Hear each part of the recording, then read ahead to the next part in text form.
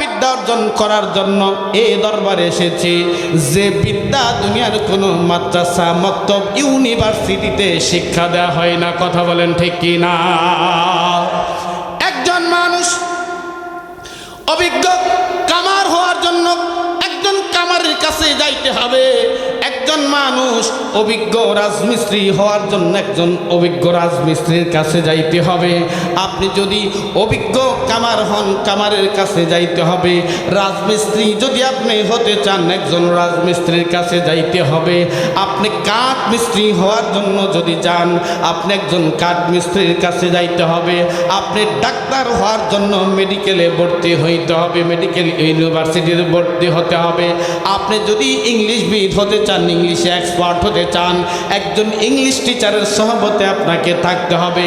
আপনি যদি অঙ্ক বিশ্ববিজ্ঞ হতে চান, একজন বিএসসি টিচারের কাছে থাকতে হবে। আপনি যদি ইঞ্জিনিয়ার হতে চান, একজন ইঞ্জিনিয়ার কাছে যাইতে হবে। আপনি যদি মাসালা পেতে চান, একজন মুফতির কাছে যাইতে হবে। নামাজ যদি আপনি শিক্ষা করতে চান, একজন মৌলানার কাছে যাইতে হবে।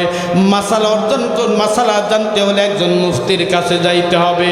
আর আল্লাহকে পাইতে হলে আল্লাহর অলির কদম ছাড়া কোনো উপায় নাই। কথা বলেন ঠিক কি না? আউলিয়া কিরামদের কদম, আউলিয়া কিরামদের দরবার হচ্ছে আল্লাহ পাওয়ার শিক্ষা দেওয়া হয়। ঠিক কিনা বলেন? আউলিয়া কিরামদের দরবার থেকে যে শিক্ষাটা দেয়া হয়, দুনিয়ার কোনো মাদ্রাসা থেকে দেয়া হয় না, দুনিয়ার মক্তব থেকে দেয়া হয় না, দুনিয়ার কোনো ইউনিভার্সিটি থেকে দেয়া হয় না।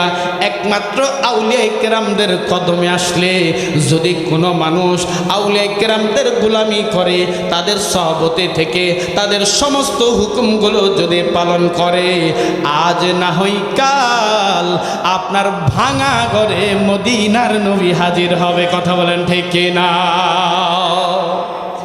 মোহতারাম হাজিরিন, এটা এমন একটা তরিকা, এই তরিকায় নকশবন্দি মুজাদ্দিদ এমন একটা তরিকা, এই তরিকাটা হচ্ছে অতি সহজে আল্লাহ পাওয়ার তরিকা। ঠিক কিনা বলেন? অতি সহজে রসুল পাওয়ার তরিকা। এই তরিকার ভিতরে মানুষ দাখিল হওয়ার সঙ্গে সঙ্গে আমার মহান আল্লাহকে পাই এবং মদিনার নবী কামলেওয়ালার দিদার তার নসিব হয়ে যায়। কথা বলেন ঠিক কিনা?